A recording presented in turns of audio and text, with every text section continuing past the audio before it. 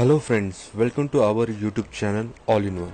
अगर आपको ये वीडियो पसंद आता है तो प्लीज़ लाइक, शेयर और सब्सक्राइब आवर यूट्यूब चैनल।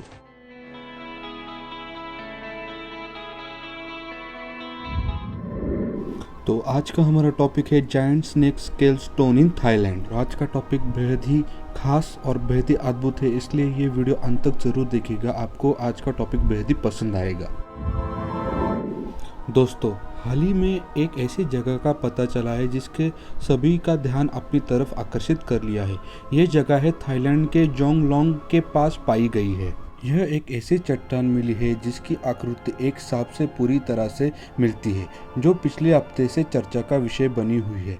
इस चट्टान को देखकर आप सभी भी चौंक जाएंगे, क्योंकि ये एक बड़े सांप से बहुत हद तक मिल रही है। इसे देखकर लगता है जैसे एक असली सांप एक चट्टान में बदल गया है। ये सांप की चट्टान अपने आप में बेहद रहस्य समेटे हुए है। भारतीय दंत कथाओं में और अन्य जगह की दंत कथाओं में नागों के बारे में बहुत सारे कुछ लिखा गया है। और क्यों इस तरह की चट्टान का मिलना ना जाने क्यों नागलोक के होने का दावा करता है। यहाँ के स्थानिक लोग उसे शापित राजा उल से जोड़ते हैं और ये मानते हैं कि ये सांप एक दिन वापस चट्टान से सांप बन जाएगा और फिर एक इंसान बन जाएगा। तो चलिए आपको मैं शापित राजा उल की कहानी बताता हूँ, जो बेहद ही आश्चर्यचकित और रहस्यमयी है। और वो कैसे इंसान से चट्टानुमा सांप में बदल गए ये जानते हैं, इसलिए वीडियो अंत तक जरूर देखिएगा। और वीडियो अच्छी लगे तो नीचे दिए गए रेड कलर के सब्सक्राइब बटन को क्लिक करके चैनल को सब्सक्राइब कर दीजिएगा। ये घटना बहुत ही पुरानी है। थाईलैंड में एक लेक है जिसका नाम है खोंग लोंग लेक। ये घटना उसी की नज़दीक के इलाके की है। उस समय उस जगह का नाम राता राखेन था, जिसके राजा थे उल।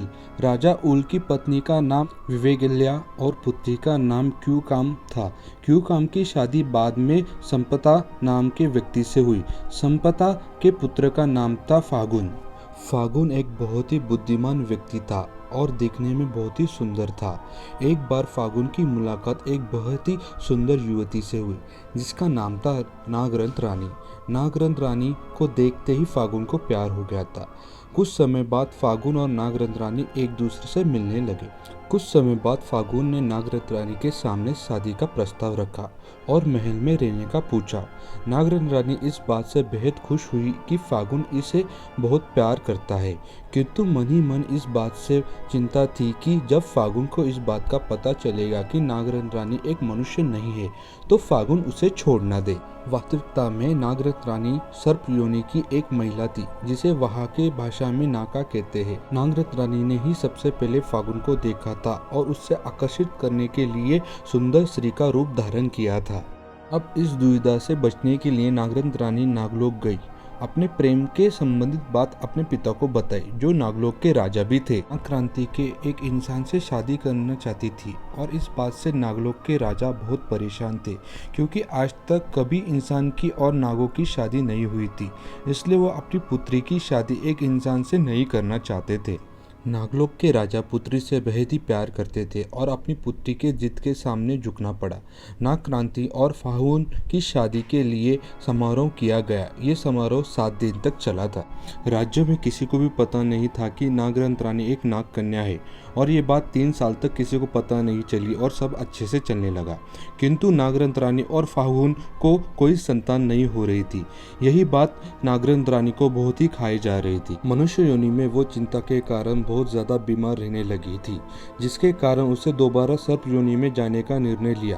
तभी एक नौकर ने नागरंत रानी को इंसान योनि से सर्प योनि में बदलते हुए देख लिया। वो नौकर ये सब देखकर बहुत ही भयभीत हो गया और वहां से भाग गया, और नागरंत रानी के सांप में बदलने की बात आग की तरह पूरे राज्य में फैल गई। राज्य में सभी लोगों को पता चल गया था कि नागरंत रानी एक सर्प योनि की महिला है, इसलिए वो बहुत ही दुखी हो गई थी। नागरंत रानी ने सर्प योनि से पुनः मनुष्य योनि में आने की बहुत ही कोशिश की, किंतु बीमारी की वजह से वो वैसा कर नहीं पाए। राजा उन ने नागलोक के राजा के लिए एक पत्र लिखा और कहा कि वो यहाँ आकर अपनी पुत्री को ले जाए। नागलोक के राजा अपनी पुत्री से बहुत ही प्यार करते थे, और जब वो अपनी पुत्री से मिलने आए तो अपनी पुत्री की इस अवस्था को देख के वो बहुत ही क्रोधित हुए और अपनी पुत्री को अपने साथ लेकर चले गए, और जाते जाते कहा कि वो अपने सेना के साथ वापस आएंगे और पूरे राज्य को वो नष्ट कर देंगे। उसी रात वो अपने पूरे सेना के साथ वापस आया और पूरे राज्य के सभी लोगों को मार दिया गया और पूरा राज्य उस रात को ही जलमग्न हो गया, जो कि आज के वर्तमान में खोंगलोंग लेक के नाम से जाना जाता है। नागलोक नरेश ने राजा उल्क को एक नाग बना दिया और उन्हें ये श्राप दिया कि इस योनि से तब तक मुक्त नहीं हो सकते जब तक कि उनका राज्य पुनः एक शहर नहीं बन जाता है। और यहाँ के लोगों का भी यही मानना है कि पत्थर से बना ये नाग राजा उल ही है, जो एक इंसान से सर्प बन गया है। दोस्तों, ये कहानी थी राजा उल्क की। इसके पीछे कितना सच है ये हमें अच्छी तरह से पता नहीं है, पर आपको ये कहानी कैसी लगी प्लीज़ कमेंट करके मुझे बताइएगा।